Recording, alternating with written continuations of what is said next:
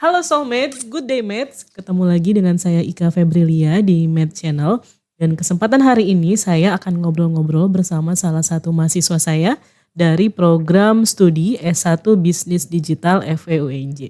Sudah ada siapa di sini? Coba perkenalkan diri. Perkenalkan ya. Ya. Halo Soulmates, good day mates. Kenalin, nama saya Ega Avanza dari Prodi S1 Bisnis Digital. Angkatan 2022 Bu. Angkatan 2022. Ya. Jadi panggilannya Ega ya? Iya betul Bu. Oke. Ega, gimana kabarnya hari ini Ega? Baik banget Ibu.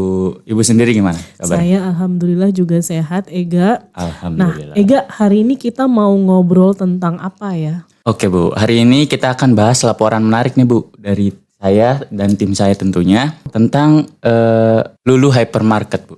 Oke, berarti kita akan membahas tentang perilaku konsumen di Lulu Hypermarket. Iya betul. Ya, oke. Ega sendiri udah sering belanja belum sih di Lulu Hypermarket? Kebetulan rumah saya tuh deket sama Lulu Hypermarket, kayak seberang-seberangan gitu.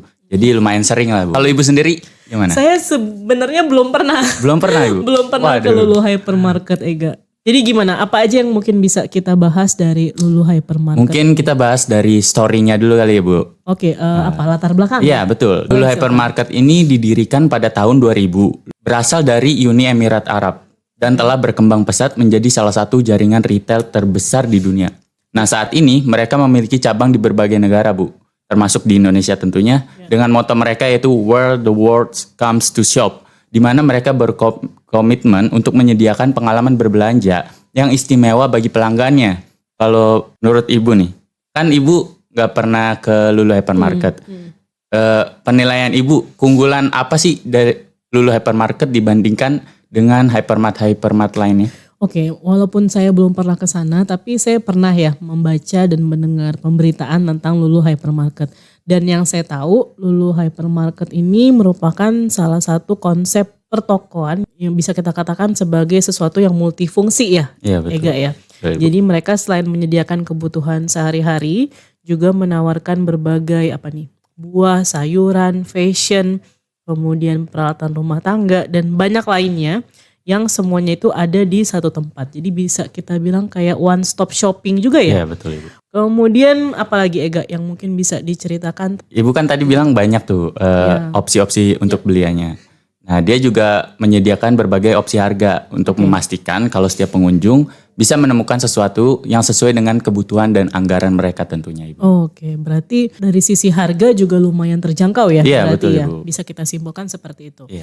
Kemudian sekarang kita bahas tentang hasil observasi tadi yang sempat Ega bilang ya. Iya. Yang Ega lakukan bersama dengan teman-teman di sana.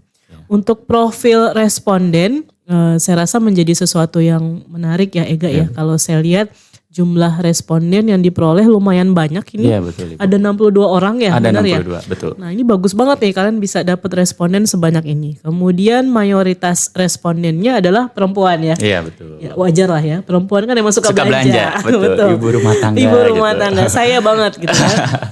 Oke, dengan rentang usia 20 sampai 30 tahun. Iya, Jadi bisa disimpulkan bahwa memang wanita dengan rentang usia ini ya 20 sampai 30 tahun itu yang paling banyak mengunjungi Lulu Hypermarket. Betul ya. Oke, apalagi Ega? Tadi kan selain usia sama gendernya Bu, Iya. ini terdapat juga tingkat pendidikan responden yang juga beragam Bu. Oke, gimana tuh? Tapi mayoritasnya dari mereka itu lulusan S1 atau D4 Bu. Nah hal ini bisa jadi penunjuk bahwa pengunjung Lulu Hypermarket ini memiliki pertimbangan yang lebih matang dalam berbelanja. Oke, dilihat dari sisi pendidikan Iya ya. betul Ibu. Oke, kemudian mayoritas konsumen itu seperti tadi yang sudah kita sempat bahas ya di Iya. awal ya. Mereka datang ke sana untuk belanja kebutuhan sehari-hari dan juga kebutuhan rumah tangga. Jadi memang ini menjadi tujuan yang tepat gitu ya bagi para pengunjung dengan demografi yang tadi sudah kita sebutkan untuk berbelanja di sana gitu Iya ya. Ibu. Dan menariknya juga nih Bu, sebagian besar dari pengunjung ini membuat daftar belanja sebelum Oke. pergi ke Lulu Hypermarket. Nah ini menunjukkan bahwa konsumen di Lulu Hypermarket cenderung lebih terorganisir dan mempertimbangkan anggaran mereka sebelum berbelanja. Nah kalau Ibu sendiri kalau sebelum berbelanja itu sering buat daftarnya belum? Bukan bisa ya, maksudnya saya selalu buat catatan, buat list belanja. Tapi pertimbangan saya itu ada dua, Ega. Jadi yang pertama, saya buat daftar belanja itu supaya saya bisa mengidentifikasi gitu ya, mana barang-barang yang mungkin sudah habis di rumah, yang perlu di stok ulang gitu ya. Jadi jangan sampai itu istilahnya saya datang ke sana malah saya ngambil barang lain yang tidak saya butuhkan gitu ya. Padahal di rumah habisnya yang lain gitu ya. Itu yang pertama. Terus yang kedua, saya tuh takut kalau misalnya saya nggak buat list belanja, saya tuh tergoda sama diskon. Jadi barang-barang lain yang mungkin gak saya butuhkan tapi di diskon, akhirnya saya malah ambil gitu ya. Padahal mungkin di rumah masih ada gitu ya. Kemudian mungkin hal menarik lainnya nih, ternyata keputusan berbelanja konsumen atau responden saya rasa juga dipengaruhi oleh tadi ya. Harga, diskon, kemudian ketersediaan produk, merek dan seterusnya. Jadi responden kalau yang saya baca dari hasil observasinya Ega dan teman-teman itu cenderung mencari merek tertentu ya, benar ya, betul saat banget, berbelanja. Ibu. Karena mereka tuh mencoba produk yang sedang diskon juga atau promote. Seperti yang Ibu bilang, Ibu juga sering kan. Kalau nggak kita catat nanti kita tergoda dengan yang diskon gitu. Nah, ini menunjukkan kalau faktor harga memang cukup berpengaruh dalam keputusan pembelian mereka. Kalau dipikir-pikir hampir semua orang kan suka sama yang namanya diskon, termasuk saya juga. Iya betul Ibu. Kalau ada diskon kita cobain lah. Kapan lagi kan. Oke.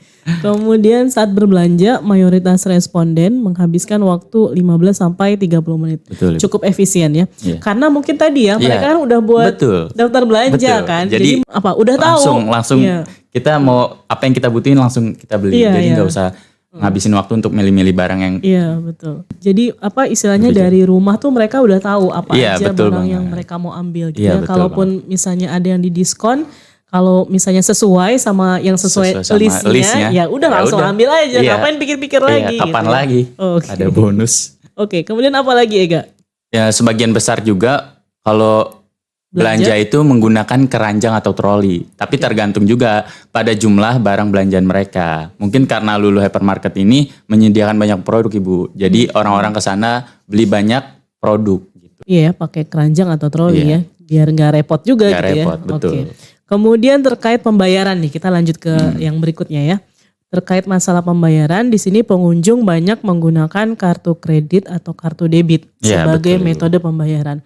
Jadi tetap ada yang lebih suka membayar dengan uang, tapi tetap ada juga gitu ya. Ternyata yang lebih suka membayar dengan uang tunai karena dianggap lebih praktis. Karena terkadang gini nih Ega, jadi kalau kita pakai kartu kredit atau pakai kartu debit, mungkin proses transaksinya jadi kayak lebih lama gitu ya.